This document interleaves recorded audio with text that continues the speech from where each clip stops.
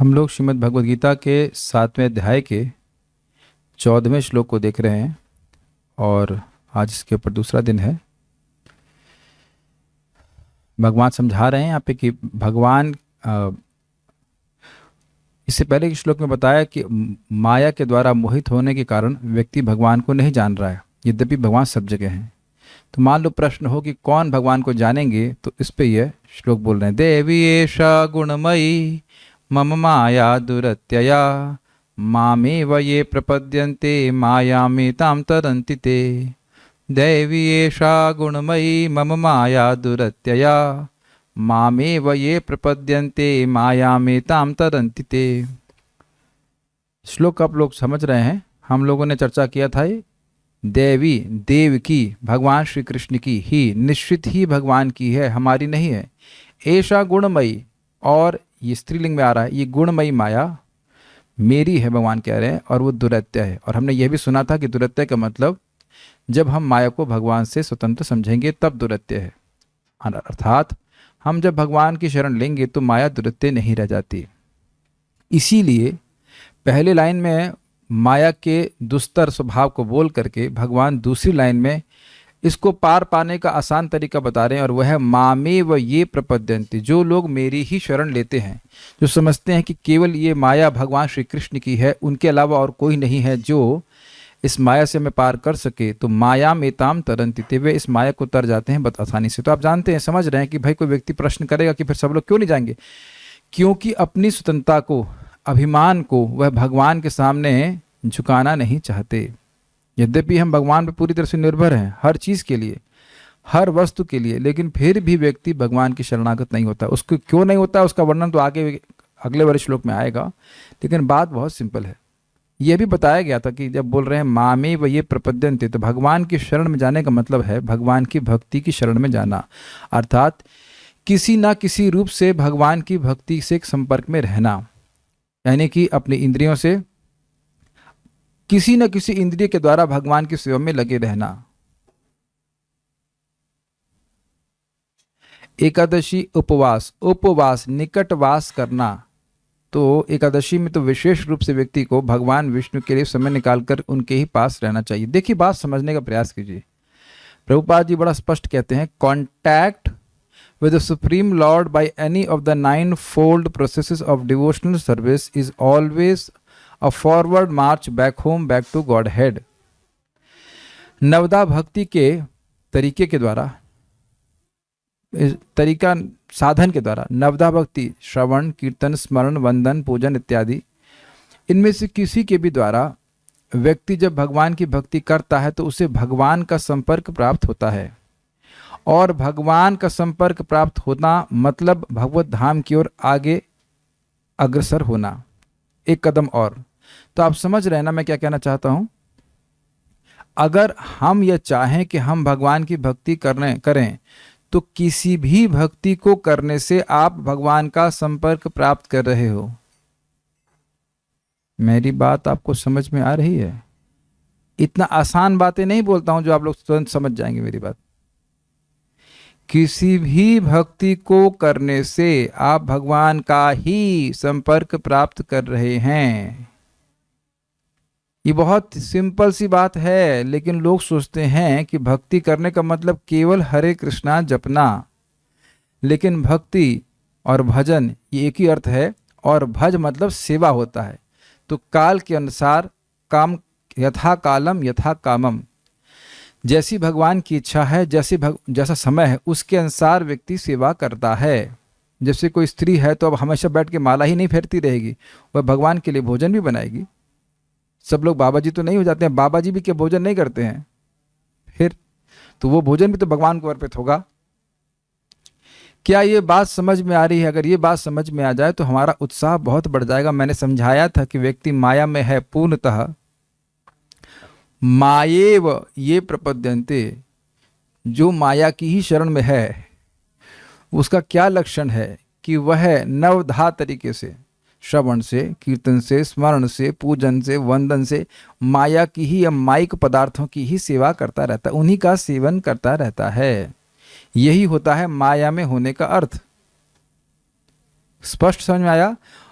कोई भी व्यक्ति माया की सेवा एक ही तरह से नहीं करता है कि केवल बोलता ही हो, केवल सुनता ही हो, केवल स्मरण ही करता हो, अपितु और भी तरह से करता है।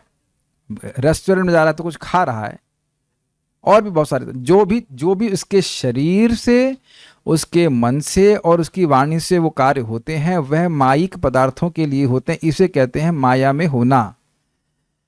और मामे वये प्रपद्यन्ते मायामिताम ते तरन्ति का मतलब क्या था? वह माया की सेवा को त्याग करके भगवान की सेवा में नियोजित होता है। कोई कहीं तैरना नहीं है ऐसे तैरना नहीं है। सिंपल मतलब यह है कि हमें भगवान की सेवा करनी है। हाँ, प्रारंभ में माया का सेवा का इतना जुनून है, इतना अभ्यास है कि अब व्यक्ति इस बात से ही डर जाता है, सिहर समझते हैं, सिहर जाता है कि क्या मैं 24 घंटे कृष्ण की सेवा करूं? एज इफ कि कृष्ण की सेवा करना बहुत दुखमय है। 24 घंटे माया की सेवा तो कर ही रहे थे। मेरी बातें आपको समझ में आ रही हैं? 24 घंटे तो माया की सेवा कर ही रहे थे। तो जो यानी कि 24 घंटे सेवक तो हम हैं ही। क्या आप कैच कर रहे हैं इस बात को? ये हमारे मन विद्रोह करेगा, तुम 24 घंटे भगवान की सेवा कैसे कर सकते हो? क्या आप लोग के मन में विद्रोह नहीं आया? अरे 24 घंटे कैसे करेंगे, लगातार कैसे करेंगे? लेकिन जब हम 24 घंटे माया की सेवा कर सकते हैं जो दुख देने वाली है, तो 24 घंटे भगवान की सेवा कैसे नहीं की जा सकती है? बिल्कुल की जा सकती है। The form of service may change but not the object of service। समझ में आया? जो सेवा का प्रारूप है वह चेंज हो सकता है, लेकिन सेव्य वह चेंज नहीं होता, वह परिवर्तित नहीं होता। सेव्य है भगवान श्री कृष्ण। अब आप लोगों को बहुत सिंपल सी बात लग रही होगी, लेकिन ये सिंपल नहीं है। मान लीजिए कोई व्यक्ति समय जप कर रहा है, एकादशी, बहुत अच्छी बात है, तो वह भी बहुत अच्छा है। अब हम लोग गीता पढ़ रहे हैं तो वह भी बहुत अच्छा है। दोनों ही भगवान का संपर्क प्राप्त करने का तरीका है। Is it okay? जो आपको, जिसमें आपकी रुचि हो, जिसमें आपकी निष्ठा हो, उसमें आप लगिए। लेकिन हाँ, जो 16 माला का जप प्रभुपाद ने बताया है, गुरु महाराज ने बताया, वह सबके लिए कॉमन है। अब ऐसा नहीं कि हम भागवत पढ़ते रहे और जप करें ही नहीं, यह नहीं कहा जा रहा। वो सबके लिए कॉमन है। उसके बाद अन्य और भी आप कोई जो कार्य कर रहे हैं वो भगवान की भक्ति के से जोड़ के करने का प्रयास कीजिए। ये आर्ट हम सीखेंगे तो घर में रहते हुए, घर गृहस्थी में रहते हुए भी व्यक्ति भगवान की भक्ति में रह करके निर्गुण अवस्था को प्राप्त कर सकता है। मैं भी बोलने का मतलब है कि ब्रह्मचारी के लिए तो और भी आसान है, वानप्रस्थी के लिए और भी आसान है, और सन्यासी के लिए तो फिर कहना ही क्या, वो तो है ही आसान। लेकिन जो घर गृहस्थी में फंसा हुआ है वह भी मुक्त हो सकता है। सिंपल एक्सेप्टेंस कि कृष्ण मेरे शाश्वत स्वामी हैं, मैं कृष्ण की सेवा करूंगा। न मैं गृहस्थ हूँ, न मैं ब्रह्मचारी हूँ, न मैं सन्यासी हूँ, न वानप्रस्थी, कुछ नहीं हूँ। मैं कृष्ण का सेवक हूँ और कृष्ण के सेवकों का सेवक हूँ। जैसे इस जगत में व्यक्ति सोचता है कि ये मेरे परिवार के लोग हैं, ये मेरी चाची हैं, मेरी ताई हैं, इनकी मैं सेवा करूंगा, इनसे मेरा संबंध रखूंगा, ऐसे ही भक्त सोचता है मैं कृष्ण का सेवक हूँ और भक्त मेरे मित्र हैं, भक्ति मेरे संबंधी हैं, उनकी मैं सेवा करूंगा। एक भक्त हमारे घर में आए थे कल प्रसाद पाने, कह रहे थोड़े दुखी थे, कह रहे थे कितनी विडंबना है, दूसरे क्या खाना पड़ रहा है। हमने कहा मैं दूसरा हूं, हमारे संग तो सबसे अधिक समय आप बिताते हैं, है कि नहीं? घर में तो अपने बच्चों से इतना देर नहीं बात करते थे ना, 2-4 घंटा। यहाँ रोज हम 1.5 घंटा सुबह, 1.5 घंटा शाम। तो अब भी अब दूसरा, अगर मैं दूसरा हूं तो फिर तीसरा कौन है? हमको तो समझ में नहीं आता भाई। मैं बार बार भक्तों को बता रहा हूँ, बहुत सिंपल। गृहस्थी में कैसे फंसे रहते हो जरा बताओ। पत्नी से आ सकती है, बच्चे से आ सकती है, चाचा अच्छे लगते हैं, ताऊ अच्छे लगते हैं, ताई अच्छी लगती हैं, संबंध है ना। हम लोग संबंध के बिना जी ही नहीं सकते। अब आप लोग समझ गए ना सूत्र, कैसे माया से पार करेंगे। कृष्ण का संसार जो है, कृष्ण का परिवार, उसमें आप आसक्त हो जाइए। Is that make sense to all the devotees? कि रहे, भक्तों को देखे बिना रहा ही नहीं जाए, बातचीत किए बिना रहा ही नहीं जाए, बस फिनिश। कुछ कठिनाई नहीं है। आपकी बुआ जी के भी लड़के हैं, लेकिन बुआ जी का आपसे प्रेम होता है कि नहीं होता? भतीजों से, भांजों से, सब होता। उनके अपना परिवार भी है, लेकिन फिर भी कुछ संबंध होता है कि नहीं होता? कह दीजिए कि नहीं होता। तो उस प्रकार से हम सभी लोगों के परिवार हैं, लेकिन फिर भी एक कॉमन परिवार भी तो है ना, कृष्ण केंद्र में रख करके। Just very simple. और आप देख ही रहे हैं, ऑलमोस्ट शायद 3 साल बीत गया और पता भी नहीं चला कि 3 साल कहाँ बीत गया। मेरे लिए तो ये समय बिना गीता क्लास क्लियर करे बिना बहुत भारी लगता है, माया बड़ा तेजी से पकड़ती है। तो हम खाली ये बात बोलना चाहते हैं कि पहली बात ये बोलना चाहते हैं कि माया आपको अंत तक नहीं छोड़ने वाली। अच्छा तुम कृष्ण के खाली बैठे हो ये टेम्पल कमांडर की हमको भी सेवा मिली थी, तो कोई भक्त खाली बैठा थी, अच्छा खाली बैठो, इधर आओ, इधर ये सेवा करो, ये सेवा करो। तो उसी प्रकार से इस दुर्ग की कमांडर हैं दुर्गा देवी, ओ कृष्ण की सेवा में नहीं लगे हो, अच्छा इधर आओ, इधर आओ ये सेवा करो, चलो यूट्यूब देखो, चलो ये करो वो करो, तुरंत सेवा में लगा दी, खाली नहीं बैठने देंगे, खाली नहीं बैठने देंगे। तो आप इस सिंपल सा सूत्र सीख जाएं, हम लोग सब सीख जाएं, हम सब लोग सीख जाएं, तो हम लोग खुश हो जाएंगे। Is it okay? मेरी शरण में लेगा, मतलब भगवान श्री कृष्ण की शरण में रहे, अर्थात भगवान की सेवा में किसी न किसी रूप में लगा रहे। मैं इसमें जानबूझ करके बल दे रहा हूं क्योंकि कभी कभी लोग सोचते हैं कि केवल हरे कृष्ण मंत्र जपना ही कृष्ण भावना है। एक उदाहरण समझिए। श्रील प्रभुपाद जी के समय में एक व्यक्ति मंदिर ज्वाइन करने के लिए आया और उसने कहा कि मैं केवल 64 माला करूंगा। फिर प्रभुपाद ने क्या बोला, उसके बाद क्या करोगे समझ में आया कि उसके बाद माया की सेवा करोगे। 64 माला करना बहुत अच्छी बात है, बहुत अच्छी बात है, फर्स्ट क्लास, लेकिन उसके बाद क्या करेंगे? तो भक्ति केवल ये नहीं कि 64 माला कर ले या 16 माला कर ले, यहां तक लिमिटेड नहीं है। उसका प्रभाव ये होना चाहिए, वस्तुतः नाम जप का प्रभाव ये होना चाहिए कि हम अन्य सेवाओं को करने के लिए भी उद्यत रहें और अन्य सेवाओं को भी भगवान के संबंध में बड़े आदर बुद्धि के संग देखें कि हमें जो अन्य सेवा करने का मौका मिल रहा है वह भी मुझे असीमित लाभ दे रहा है। अब चक्कर यह है कि जब तक हम सुनते नहीं तो किसी भी चीज के प्रति इस प्रकार का आदर नहीं होगा, जप के प्रति भी नहीं होगा। बोलिए बार हरे कृष्णा। हाँ, तो अब मालूम चल गया कि असीमित लाभ जा रहा है। तो जब हम श्रद्धा से सुनते रहते हैं तो हमारी विश्वास बढ़ा रहता है, बढ़ता रहता है और बनता है और बढ़ता रहता है। तो चाहे भगवान का बर्तन मांज रहे हो, चाहे आप घर में सफाई कर रहे हैं, घर का मतलब भगवान विग्रह होने चाहिए, कोने में नहीं, एकदम किनारे, एकदम प्रोमिनेंट जगह पे होने चाहिए। और आप चाहे जप कर रहे हो, be happy that you are away from maya. कृतज्ञ होना चाहिए कि भगवान ने कितना सुंदर तरीका बताया है। अच्छा एक और बात विचार कीजिए, दुरत्य मतलब बड़े बड़े खिलाड़ियों के लिए भी दुरत्य है, छोटे मोटे लोगों के लिए नहीं, बड़े बड़े सन्यासियों के लिए भी दुरत्य है। ये मेरे शब्द नहीं, भागवत में आया है। यतयोपि रूधा, ये इंद्रियों का वेग जो यति हैं उनके लिए भी कठिन होता है। विश्वामित्र नहीं है, विश्वामित्र बैठ करके भक्तों संग संकीर्तन कर रहे होते तो मेनका नहीं आ पाती, नहीं परेशान कर पाती, लेकिन अकेले रह करके वो जंगल में कुछ योगा कर रहे थे तो दिक्कत हुई। 60,000 साल के बाद भी फंस गए, और 2 बार फंसे, एक बार काम से एक बार क्रोध से। तो दुरत्य दिख ही रहा है आप लोगों को। लेकिन ऐसी दुरत्य माया को भी भक्त लोग आसानी से जीत जाते हैं। किसी को मछली और हाथी वाला एग्जाम्पल याद है?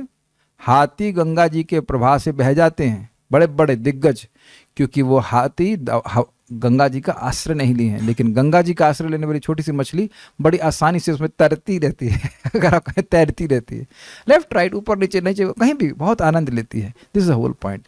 सो what we are learning here, बहुत अच्छा श्लोक है। Krishna consciousness does not mean saying no to maya but saying yes to Krishna.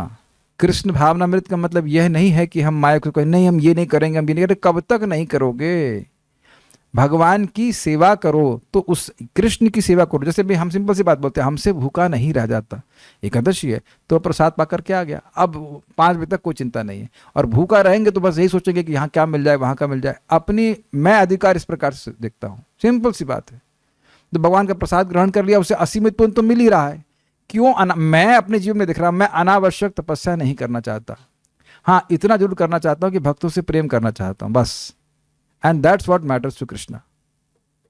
That's what we are going to do in Golok Vrindavan. Golok Vrindavan में कोई तपस्या नहीं कर रहा है, सब एक दूसरे से प्रेम कर रहे हैं, अब एक दूसरे की भक्ति को अप्रिशिएट कर रहे हैं। वैकुंठ में भी यही है कृष्ण कॉन्शियसनेस, सिंपल। कथयन्तश्च माम नित्य तुष्यन्ति च रमन्ति च। वहां तो भगवान गीता में आगे नहीं कह रहे हैं कि कुछ तपस्या कर रहे हैं, सूख रहे हैं बॉडी, सुखा करके जो बॉडी को सुखा लिया उसके हृदय में मैं प्रकाशित हो जाता हूं, ऐसा तो नहीं बोल रहे। It's just very simple, is it not? Simple for the simple. ठीक है।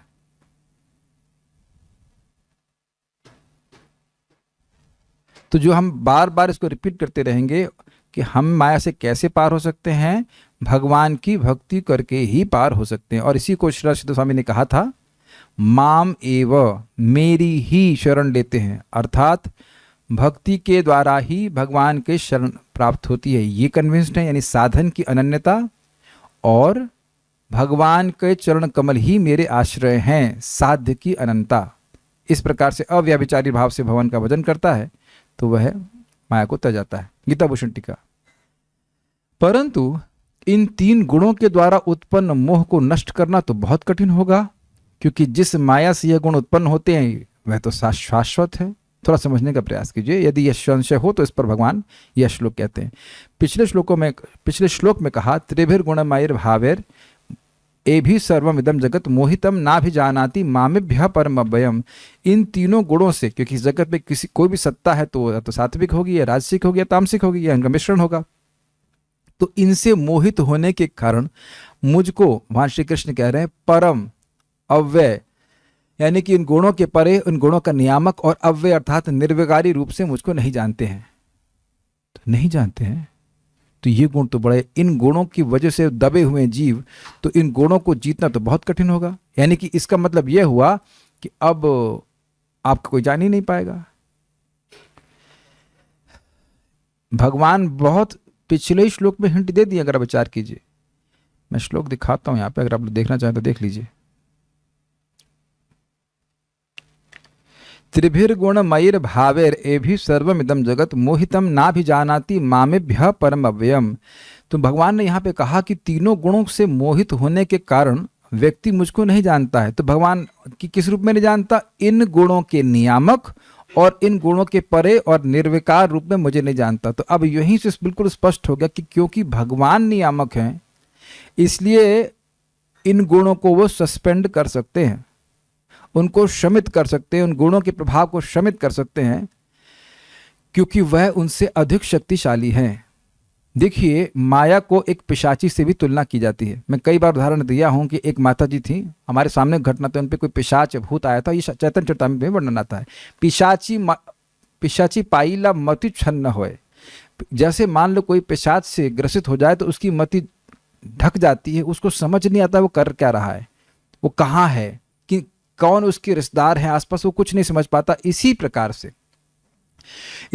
या कह सकते हैं कि हाँ, इसी प्रकार से जो व्यक्ति माया रूपी पिशाची से द्वारा ग्रसित है, वो अपनी क्षमता से जागृत नहीं हो सकता। मेरी बातें समझ में आ रही? जिसको भूत पकड़ा हुआ है वह स्वयं अपने प्रयास से मुक्त नहीं होगा। उसमें लिखा हुआ है कि भ्रमिते भ्रमिते को यदि साधु वैद्य पाए, तार मंत्र उपदेश पिशाची पलाए। अगर भ्रमण करते करते जगत में कदाचित वह भक्तों की संगत में आ गया, साधु वैद्य, साधु जो कि वैद्य की तरह कार्य करता है, तार मंत्र उपदेश पिशाची पलाए, तो उसके मंत्र और उपदेश के द्वारा पिशाची भाग जाती है, माया भाग जाती है, और व्यक्ति समझ जाता है कि उसका कर्तव्य भगवान के प्रति क्या है, भगवान कौन है, भगवान का प्रति उसका क्या कर्तव्य समझ पाता है। तो आप मेरी बातें समझ रहे हैं?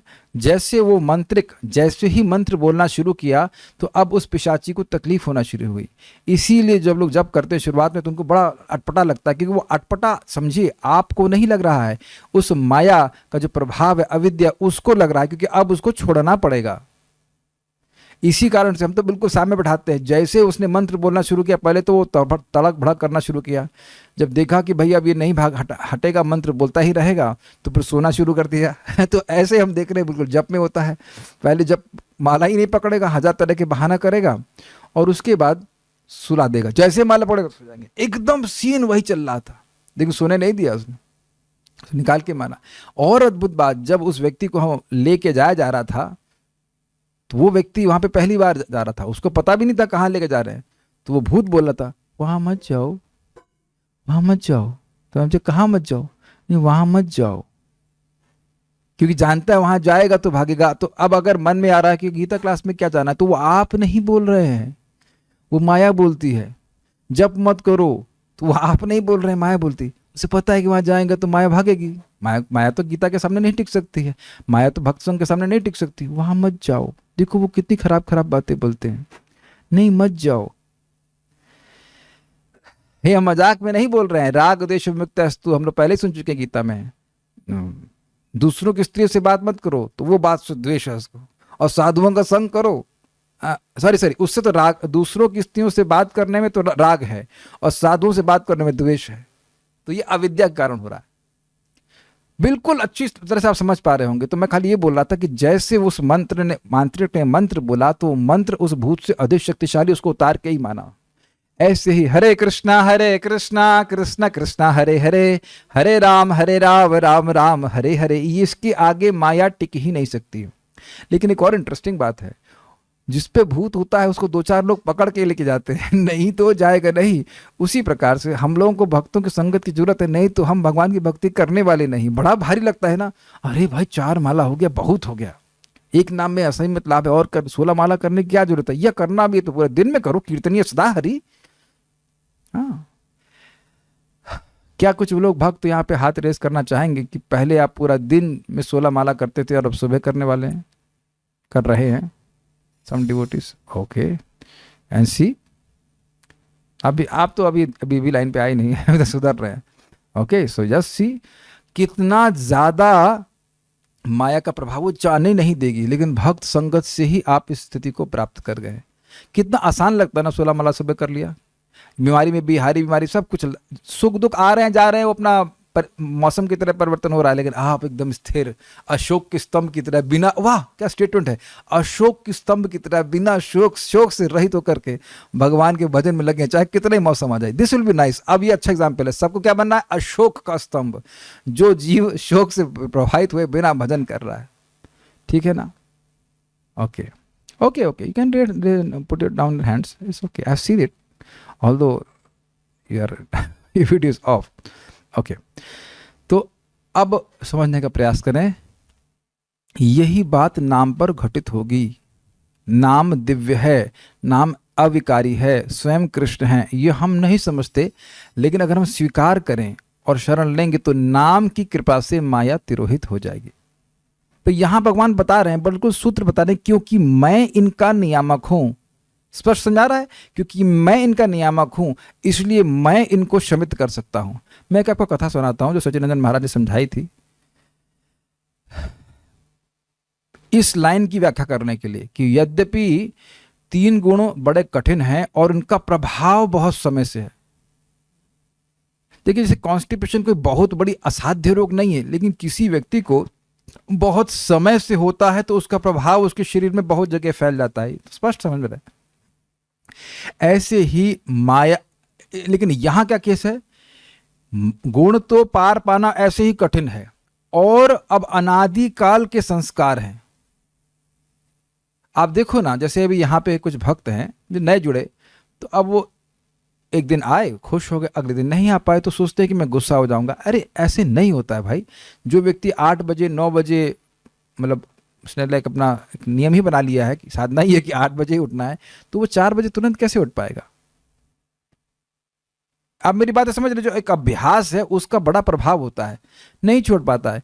तो अब ये कह रहे हैं कि ये जो तीनों गुण हैं जीवात्मा को ऐसे ही मोहित किए हुए हैं और अनादिकाल से किए हुए हैं, तो कैसे उसको पार पा पाएंगे? तो भगवान कह रहे हैं कि नहीं, मेरी शरण लोगे तो ये संभव है। भगवान ने ऐसा होता हुआ देखा है, आप पहली बार होते हुए देखेंगे।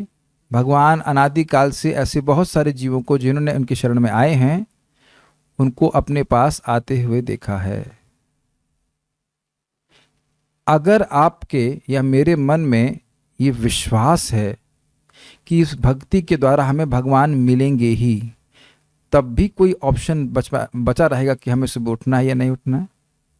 आप में से बहुत सारे भक्त बहुत सिंसियर हैं, लेकिन जो नहीं हैं अभी, उनमें अपनी कमी कुछ देखनी चाहिए कि मुझे लग रहा है कि भगवान की भक्ति से शायद मुझे भगवान नहीं मिलेंगे, क्योंकि यहाँ छोटी छोटी नौकरी के लिए लोग बहुत प्रयास करते हैं जो कि हमारी भक्ति के प्रयास से काफ़ी कम है। अब ये आप कहें कि अगर आप लोग कीर्तन करते हैं 2 घंटा, तो लोग कॉल सेंटर में 8 घंटा बोलते हैं। इन केस कहीं अहंकार आ जाए कि हम 2 घंटा जाप करते हैं, बता रहे हैं प्रभु की इंसेंटिव हो जाए तो 12 घंटे बैठ जाते हैं। आप कहें कि हम 2 घंटा जब में बैठ जाते हैं, तो एक भक्त हमको बता रहे थे कि वो जूते की दुकान में बैठे अपने पापा की, पहले दिन ही 12 घंटे बैठ गए। ओह क्वाइट गुड, 12 आवर्स। और 12, 13, 14 घंटे तो लोग काम कर ही रहे हैं दुख प्राप्ति के लिए। तो दुख प्राप्ति के लिए लोग 12-12 घंटे लगे पड़े हैं। तो यही विश्वास है ना कि धन के द्वारा हम सुखी हो जाएंगे, ये मान्यता की बात है ना, जबकि विपरीत रिजल्ट आ रहा है। लेकिन यही माने पड़े हैं कि पैसे से और धन से और वट घर से और बहुत सारी चीज़ों से, गाड़ी से, बंगले से मैं सुखी हो जाऊंगा, जबकि जगत में इन वस्तुओं को प्राप्त किसी व्यक्ति को सुखी नहीं देख रहे हैं। मेरी बातें आप समझ रहे हैं? अब एक बात थोड़ा समझने का प्रयास कीजिए। भगवान की शरण अगर लेगा तो यह पहले देख ले कि अन्य लोगों ने जिन्होंने भगवान की शरण ली है या जितनी अधिक मात्रा में ली है, क्या वो दुखी हैं? तो वो देखिएगा नहीं, वो दुखी नहीं, बहुत सुखी हैं। Make sense? तो हम फिर शुरू करते हैं, ठीक है? हम जब करते हैं फिर थोड़ा प्रसाद पाते हैं, फिर हम फिर प्रसाद ही पाते हैं, फिर हम प्रजल्प को रोकते हैं, तो हम देख रहे होते हैं, स्वयं अनुभव कर रहे होते हैं कि हमारे जीवन में परिवर्तन आता है। और इस प्रकार से भगवान की शरणागति का भाव और बढ़ता जाता है, और इस प्रकार से माया का प्रभाव और कमती होता जाता है, कम होता जाता है। क्या इस विज्ञान को आप समझ रहे हैं? जी हाँ।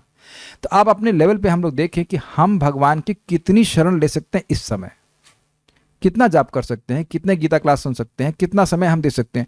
That's fine, this absolutely fine. धीरे धीरे करके उसको बढ़ाना चाहिए। प्लीज़ मेरी बात समझने का प्रयास, मैं हाथ जोड़ रहा हूँ, मैं प्लीज़ आपकी बात, मेरी बात समझ जाइए। जितना आप भक्ति कर सकते हो उसको अच्छे से करने का प्रयास कीजिए, और वह जैसे जैसे हमारे हृदय से अविद्या को नाश करती जाएगी, आपको अपने आप ही टेस्ट डेवलप होता चला जाएगा। प्लीज़ एकदम से बहुत ज़्यादा बढ़ाने के चक्कर में नहीं पड़िएगा, फिर जो क्या कहते हैं ना, चौबे गए छब्बे बनने और दूबे बन के आए। समझते हैं इसका मतलब? What you are comfortable, you do that, but उससे कम नहीं करिए। यही प्रभात बोलते थे, increase but do not decrease. इस सब हम भक्ति समेत पढ़ाएंगे, सिंधु पढ़ाएंगे तो हम आप बिल्कुल प्रभुपाद जी की बातों को ही बोल रहा हूं, अपने मन से हम कुछ नहीं बोल रहे हैं। जितना आपसे हो सकता है वैसे करने का प्रयास कीजिए। थोड़ा थोड़ा बढ़ाने का प्रयास कर सकते हैं। कोई कहे प्रभु जी हम बस 4 घंटा सोएंगे, फिर तुम 20 घंटा सोओगे बाद में। ऐसा होते देखा गया है भाई, ऐसा होते देखा गया है। मैं प्लीज़ मेरी बात समझिए, भक्ति एक मैराथन है, 100 मीटर का स्प्रिंट नहीं है कि भागे और पुष्प पहुंच गए। पूरा जिंदगी भक्ति करनी है। दैट्स व्हाई कृष्ण से युक्तहार विहारस्य, जो कर रहे हैं उसको गंभीरता से करते रहे, देखेंगे क्रमशः माया का प्रभाव आपके चित्त से हट जाएगा। ठीक है? तो अगर कोई कहे कि माया को पार पाना तो बहुत कठिन होगा, अगर ये संशय हो, तो भगवान यहाँ कहते हैं, इस श्लोक कहते हैं, यह विचित्र और वितर्क माया मुझ सर्वेश्वर भगवान की है। विचित्र मतलब क्योंकि ये विचित्र प्रकार की सृष्टि का निर्माण करती है। मैंने आपको एग्जाम्पल दिया था मिक्सी का। हमने नई मिक्सी खरीदी, उसने बड़ा बढ़िया चटनी पीस दी, उनको वाह बड़ी बड़ी विचित्र मिक्सी है, ऐसे शब्द आया। तो जो सृष्टि अद्भुत कर दे उसको विचित्र कहा जाएगा। विचित्र को क्या बोलते हैं इंग्लिश में? यूनिक। Yes, unique. अनंत ब्रह्मांडों की रचना करती है, और आप ये भी जानते हैं कि रचना हो कैसे रही है। भगवान ने माया पे दृष्टिपात किया, गुण हिलना चालू किए उससे महतत्व आ गया, फिर महतत्व से अहंकार आ गया, अहंकार से फिर 3 प्रकार के अहंकार आ गए, फिर उससे तन्मात्राएं, और कुछ ना कोई बैटरी लग रही है ना कुछ लग रहा है, और जगत की सृष्टि हो रही है। आपको यह विचित्र नहीं लग रहा है? कोई आवाज भी नहीं, कुछ नहीं।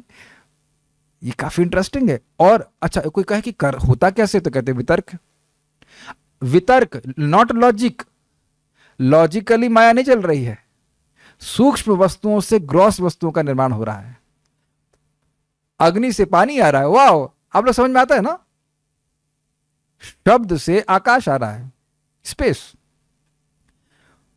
तो आकाश फील कर रहे होंगे आप, आकाश, और आकाश से ही एकदम कैसे ना, स्पेस से क्या आ गया? वायु। आज तक अब कभी आप सोचे नहीं होंगे इस तरह से, सुन तो लिए, जरा विचार कीजिए कितना अद्भुत है। आकाश से एकदम वायु प्रकट हो गई, घट, और फिर वायु से अग्नि, वायु से अग्नि, समझ आ गया ना? और अब मैं ये कह रहा हूं, हमने कह रहे, शास्त्र कह रहा है अग्नि से जल। वाह, दैट्स क्वाइट इंटरेस्टिंग। ये क्या भाई? और जल से पृथ्वी। हाँ, समझ में आ गया ना? किसको समझ में आ गया? कौन माइक का लाल जो समझ जाए यहाँ पे इसको? समझ में कुछ नहीं आ रहा है, लेकिन स्वीकार करना पड़ेगा। वितर्क है। वितर्क मतलब आपके लॉजिक के अनुसार नहीं चलती। जब माया, जब भौतिक माया हमारे लॉजिक से नहीं चल रही है, तो भगवान हमारे लॉजिक से चलेंगे। ये भगवत गीता भगवान है। कैसे? किस लॉजिक से? तुम्हारे लॉजिक से नहीं। एटलीस्ट तुम्हारे लॉजिक से नहीं, भगवान की अंतरंगा शक्ति है। नाम भगवान है, हाँ जी, किस लॉजिक से? तुम्हारे लॉजिक से नहीं। कृष्ण, जब माया हमारे लॉजिक के परे है, तो भगवान कितना लॉजिक के परे होंगे, उनकी माया है ना। तो यह विचित्र विचित्र और वितर्क माया मुझ सर्वेश्वर भगवान की, सर्वेश्वर मतलब सभी के नियामक और माया के भी नियामक, जो, अब क्यों कह रहे हैं इसको वितर्क और विचित्र, जो अनंत ब्रह्मांडों की सृष्टि करता है। किसके द्वारा? माया के द्वारा सृष्टि करते। तो माया बड़ी अद्भुत है। माया को अद्भुत इसलिए कहा गया है क्योंकि ये आश्चर्यजनक विविधताओं से युक्त असंख्य ब्रह्मांडों की सृष्टि का उपकरण है। यही बात मैं समझाने के लिए मिक्सी का उदाहरण दिया था आपको। चलिए मैं एग्जाम्पल देता हूँ भाई, मैं इसका एडवर्टाइजमेंट नहीं कर रहा हूँ। आप लोग मिक्सी में गेहूं पीस लेते हैं? Can you? ना ना ना, लेकिन हमारी मिक्सी में गेहूं भी पीस जाता है। अच्छा, गेहूं भी पीस लेते हैं। आपको आश्चर्य होगा, विश्वास ही नहीं कर रहे होंगे ना आप लोग। जो हमने पहली मिक्सी ली थी उसमें तो हल्दी नहीं पीस सकती, इसमें हल्दी भी पीस जाती है। तो एक ही मिक्सी सभी कुछ पीस लेती है। एक ही मिक्सी विविध प्रकार के अनाजों को पीसने का उपकरण है। तो आपको आश्चर्य नहीं होगा। मेरी भाषा समझ में आ रही है? कौन सी मिक्सी, कौन सी company? Sujata Dynamix whatever, but I'm just giving a very practical example। है ना, एक ही उपकरण से सब कुछ हो जाए तो आपको आश्चर्य नहीं होगा। नहीं तो आटा पीसने के लिए कहीं और जाओ, कहीं ऐसे कर दे जाओ। बात तो बोला लिंक भेजना, हाँ भेज देंगे, कोई दिक्कत नहीं। लिंक डिस्क्रिप्शन में वीडियो के नीचे है। लेकिन हम आपको बात कहने का आशय यह है कि एक ही उपकरण से बहुत कुछ कार्य हो जाए तो आपको आश्चर्य होगा। आप देखो ना, वो जो आजकल फूड प्रोसेसर होते हैं, वो एक ही उपकरण होता है, उसे हर तरह की चीज काट लेते, जूस भी निकाल लीजिए, ये भी कर लीजिए, वो भी कर लीजिए, ऐसे कर लीजिए। तो अब तीन है गुण, सतगुण, रजगुण और तमगुण, और उससे कितनी विविधता हो गई है। कितने 84 लाख प्रकार की यूनिक सृष्टि माया कर रही है। तो क्या आपको यह विचित्र नहीं लगेगा? क्या आपको अद्भुत नहीं लगेगा? यस, केवल तीन गुणों से ही पूरे जगत की सृष्टि हो रही और असंख्य ब्रह्मांडों की सृष्टि हो रही। कितना उसमें तत्व होगा, कितना भरा होगा मटेरियल। आप जानते हैं, अगर नहीं जानते तो हम समझा रहे हैं। भागवत में हम सुने थे एक ब्रह्मांड कैसा है, एकदम जैसे फल का बीज होता है वैसा, उसके चारों ओर एक के बाद एक 10 गुना बड़ी लेयर्स की लेयर्स पड़ी हुई है। ये एक ब्रह्मांड के लिए, और हमारा ब्रह्मांड सबसे छोटा है, और ऐसे असंख्य ब्रह्मांड है। तो अब बताइए माया कितनी शक्तिशाली है। और हाँ, इधर तो माया की शक्ति आपने देख ली, और जरा अपनी भी स्थिति भी देख लीजिए। हम लोग बाल के अग्रभाग के 10,000वां हिस्सा हैं। तो समझ में आ रहा ना माया कितनी शक्तिशाली है। जितना समझ में आ रहा उससे ज्यादा। परम पूज्य राधानाथ महाराज बोल रहे थे, what a understatement it is that maya is दुरत्य। यह कितनी, अब इसको हिंदी में क्या कैसे कहेंगे? अंडरस्टेटमेंट को हिंदी में क्या कहते हैं भाई? मतलब ना, एक होता है ओवर स्टेटमेंट से कहते हैं अतिशयोक्ति, और अंडरस्टेटमेंट मतलब मुझे नहीं समझ आ रहा क्या कहते, इंग्लिश में कहते हैं अंडरस्टेटमेंट। मतलब जितनी माया की शक्ति है उसको भगवान हल्के में बोल रहे हैं। दुरत्य किसे कम आंकना, हाँ ये कह सकते हैं। दुरत्य मतलब मुश्किल से पार होना। तो कहीं कहीं व्यक्ति सोच सकता है कि भगवान की शरण लिए बिना माया मुश्किल से पार होती है, लेकिन बात वो नहीं है। बात यह है कि भगवान की शरण लिए बिना माया पार ही नहीं होती है, ये अर्थ है। लेकिन भगवान ऐसी भाषा, अगर ऐसा बोल देंगे कि पार ही नहीं हो सकती है, तो फिर दूसरी लाइन नहीं बोल पाएंगे। मेरी बात समझ रहे हैं? माया को अगर भगवान ये बोल देते कि भगवान यह बोलते कि माया को पार ही नहीं कर सकते, तो फिर दूसरी लाइन बोल ही नहीं पाते कि मेरी शरण लेकर के पार कर सकते हैं। इसलिए दुस्तर बोल रहे हैं। लेकिन भगवान की शरण लिए बिना व्यक्ति लिए बिना तो भगवान की माया पार हो ही नहीं सकती है, पार हो ही नहीं सकती है, ये अर्थ है। इसलिए दुस्तर जो है वो अंडरस्टेटमेंट है। देख रहे हैं कितना अद्भुत है इन सब श्लोकों में। इसीलिए तो माया बहुत बातें डाल रही थी कल। हाँ, न्यूनोक्ति, हाँ ठीक है, न्यूनोक्ति, यही मेरे मन में आ रहा था। न्यूनोक्ति, कम बोल रहे हैं। तो कोई सोच सकता है कि बिना भगवान की शरण लिए भगवान माया को पार कर जाएंगे। इससे पहले मैं आगे जाऊं, एक कथा बताने वाला था, छूट गई बात। परम पूज्य सच्चिदानंद महाराज समझा रहे थे कि वह जब भक्ति में नहीं थे तो वो एक पेपर बॉय बोलते हैं, अखबार बांटने वाले को पेपर बॉय बोलते हैं, न्यूज़पेपर बॉय थे, उसमें कार्य कर रहे थे। और वह न्यूज़ नहीं मीन्स पेपर बांट रहे थे। तो अब एक जगह वो गए, उसका दरवाज़ा खोला, गेट खोला, वो अंदर प्रवेश कर गए। उनको पता नहीं था, महाराज जी को पता नहीं था कि, महाराज जी मतलब उस लड़के को नहीं पता था कि कुत्ता है। तो वो अब अंदर से कुत्ता भड़बड़ा करके भागा। वो तो जर्मन शेफर्ड हो या कुछ भी हो, तो वो समझ गए कि भाई इससे तो युद्ध करना हमारी बराबर नहीं है। तो उन्हें मालिक को पुकारा, तो मालिक खाली सीटी मारा तो कुत्ता वापस आ गया। समझ में आ गया? तो ये बहुत अच्छा है कि जब व्यक्ति भक्ति कर रहा है तो वो कुछ गिरे भी। क्या बातें कर रहे, दिमाग खराब है आपका।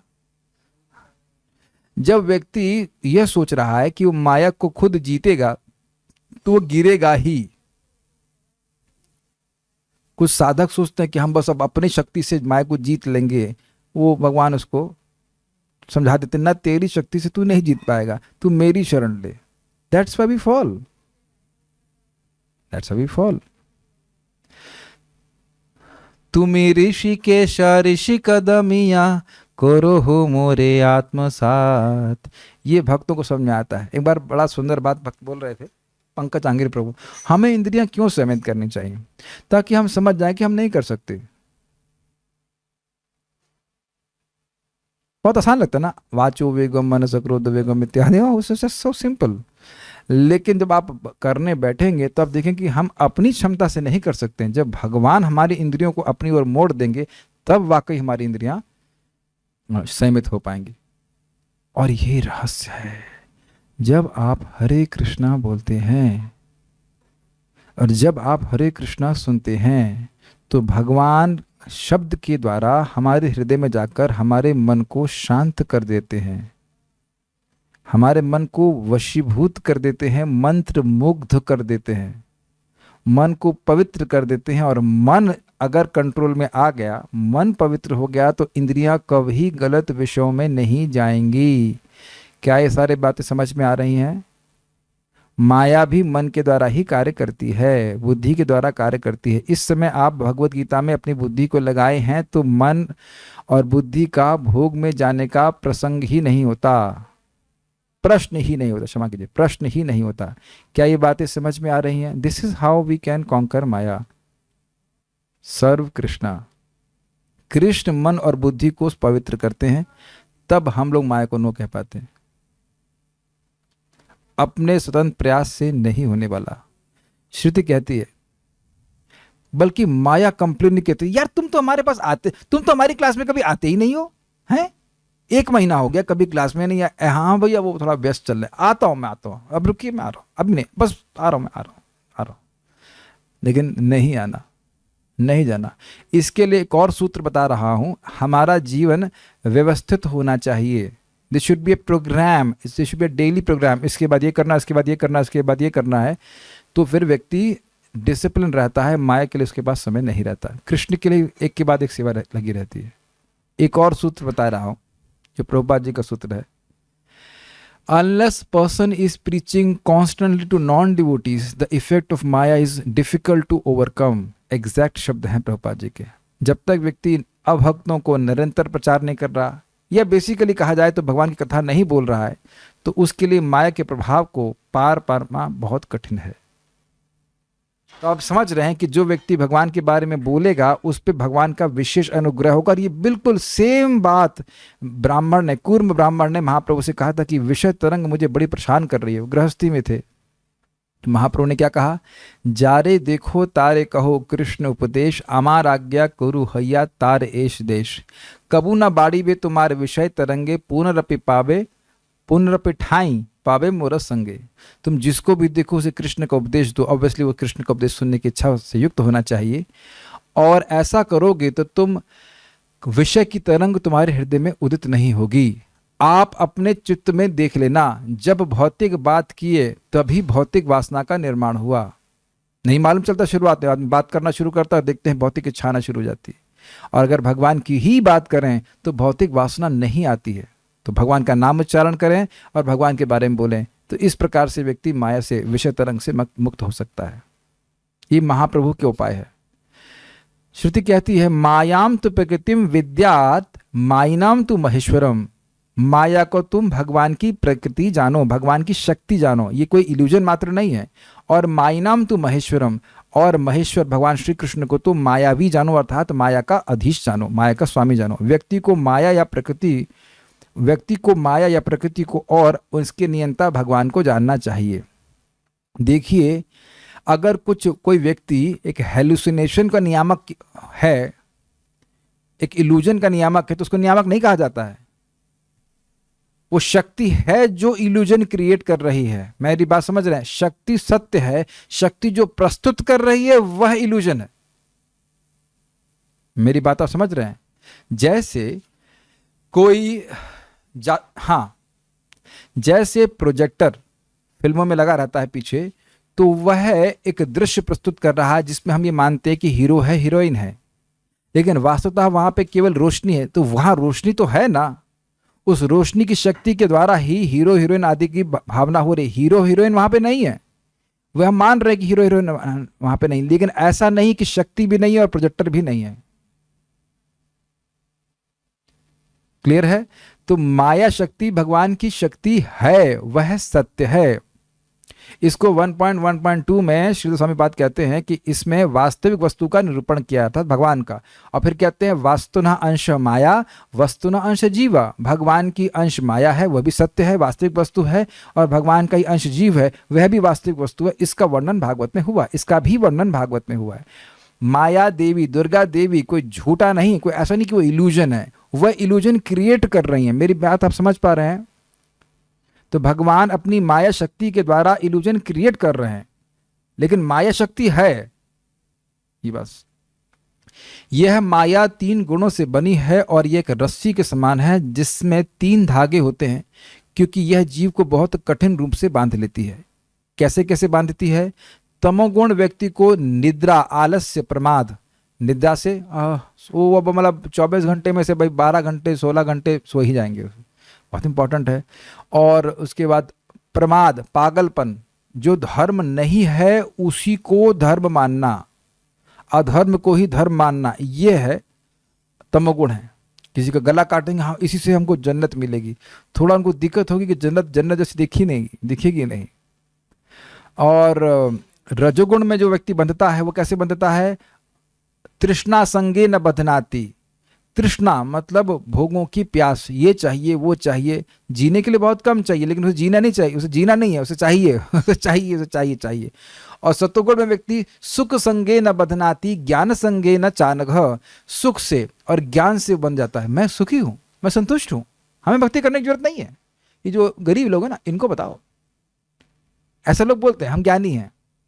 तो इस प्रकार की भावना ये सत्वगुण में व्यक्ति को बांध देती है। इस कारण से जीवों के द्वारा इस माया को जीत पाना कठिन है। रस्सी के संबंध में उपमा दी जाए तो इस रस्सी के बंधन को खोल पाना संभव नहीं है। अगर इसको कहा जाए कि बहुत अच्छी बात है कि देवी एष गुणमयी मम माया दुरत्या, तो माया दुरत्या क्यों है? क्योंकि दोनों हाथ 3 रस्सियों से बांध दिए गए हैं। जब हाथ बांध दिए गए हैं तो व्यक्ति कैसे खोलेगा? बहुत इंटरेस्टिंग है। खोलेगा नहीं, बोलेगा, ए खोल दो, हरे कृष्णा कृष्णा कृष्णा हरे हरे, हरे राम राम राम हरे हरे। समझ में आया? कुछ समझ में आ रहा है? अच्छा, एक और बात, आप बंधन में हैं फिर भी दूसरे खोल सकते हैं। व्हाट? तुम भी बोलो हरे कृष्णा कृष्णा कृष्णा हरे हरे, हरे राम राम राम हरे हरे। तो भगवान खोल देते हैं। भगवान मुक्त हैं, हम मुक्त नहीं हैं। हमारे तो दोनों हाथ बंधे हुए हैं, लेकिन भगवान की बात बोलकर, भगवान का आश्रय लेकर भगवान को, अरे हमारा बारा बच्चा है फंसा हुआ, चलो कोई बात नहीं। भगवान तो ऐसे दयालु हैं, बस पुकारने की अपेक्षा रखते हैं। भक्त हमको पुकारे कि हे कृष्ण, हरे कृष्ण का क्या मतलब है? हे श्रीमती राधा रानी, हे कृष्ण, इस माया की सेवा से हमें हटा करके आप अपनी सेवा में नियोजित कीजिए। यद्यपि हो सकता हो कुछ लोग जो जप कर रहे हो उन्हें इसका अर्थ नहीं पता हो, लेकिन भगवान को पता है। और जब आप बहुत गंभीरता से जाप कर रहे हैं, है ना, तो क्या आपकी इच्छा है? कौन भक्त यहां कह सकता है कि उसको माया से बंधने की इच्छा के संग वो जप कर रहा हो? मेरी बात समझ में आ रही है? क्या आप भाई, आपको रुचि हो या नहीं रुचि हो, मैं ये नहीं पूछ रहा हूं। क्या आपको और माया में बंधन की रुचि है, इसलिए हरे कृष्णा कर रहे हैं, इसलिए मर रहे 16 माला करने के लिए?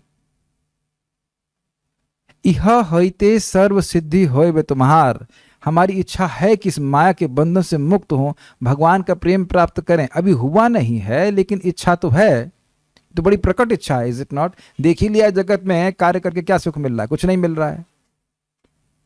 Is it explicitly clear to devotees?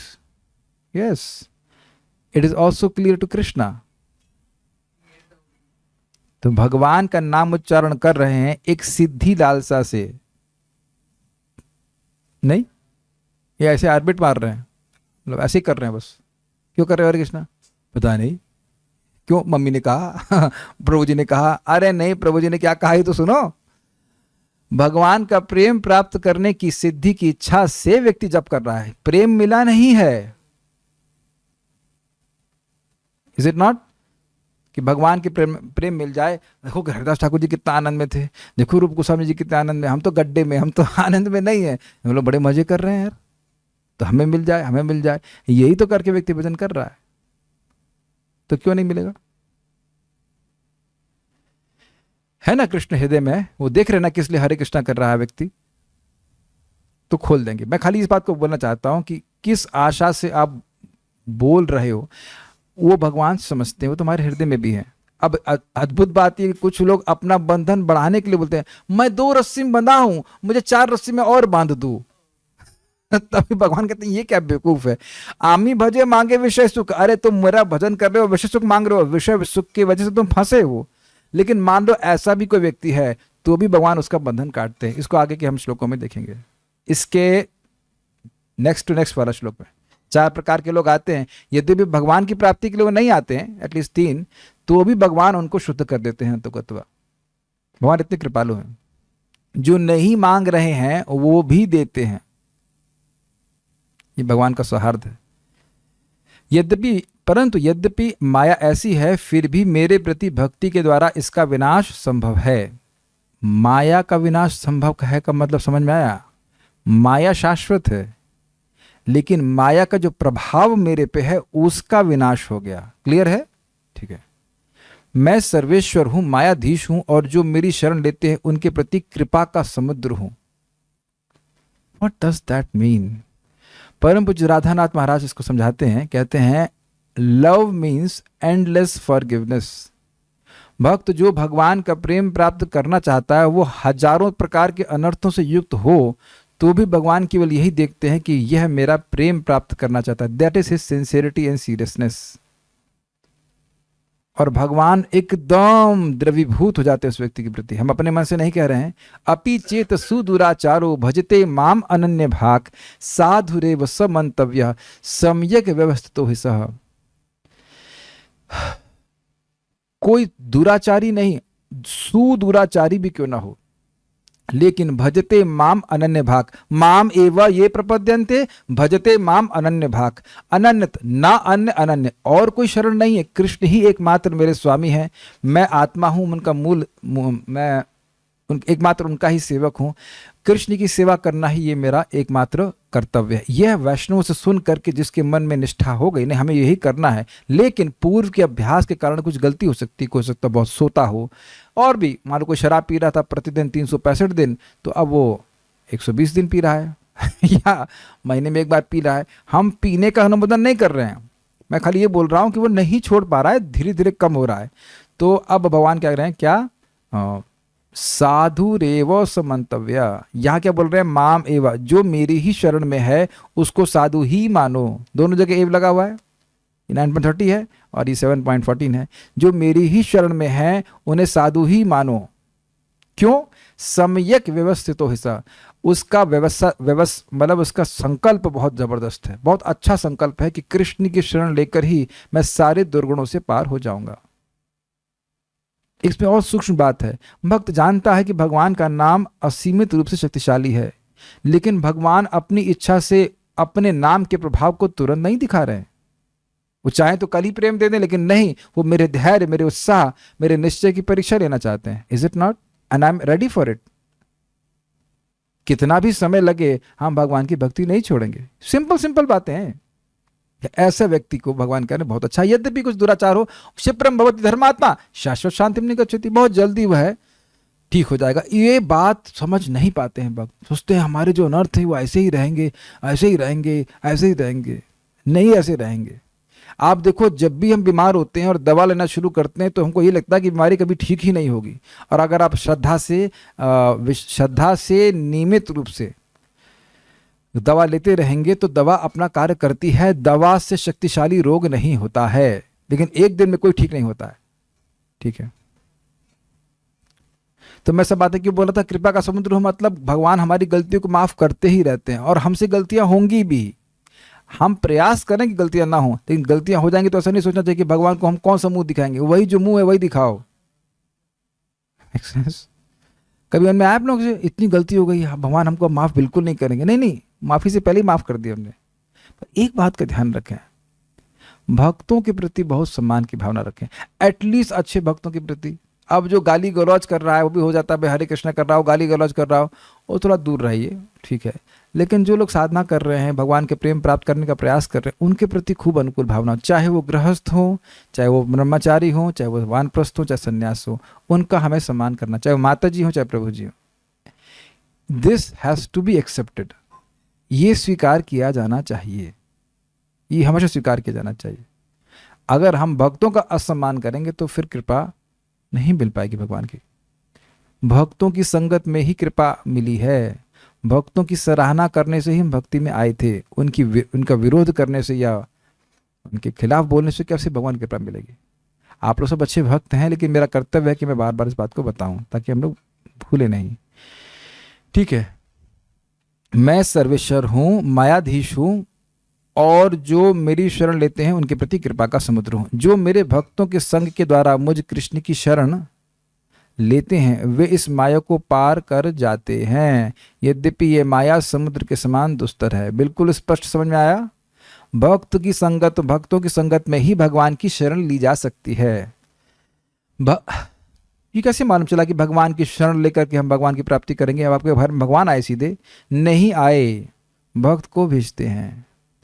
कौन व्यक्ति है हाथ खड़ा कर दे कि भगवान सीधे उसको सपने में, रात शाम सपने में आके कह गए गीता का श्लोक सारा रा रा रा रा कोई भजन बोला है ऐसे कि सारा श्लोक गीता का पढ़ा के चले गए? इतने योग्य हैं हम लोग? नहीं नहीं ना, भक्त ही पढ़ाते हैं, भक्त ही बुलाते हैं, भक्त भी डांट भी लगाते हैं। लेकिन पता है होता क्या है, कभी कभी लोग समझ नहीं पाते कि भक्त हमें डांट लगा ही क्यों रहे हैं। वो उद्विग्न हो जाते हैं, वो इसलिए लगा रहे होते हैं ताकि हमारी भक्ति में प्रगति हो।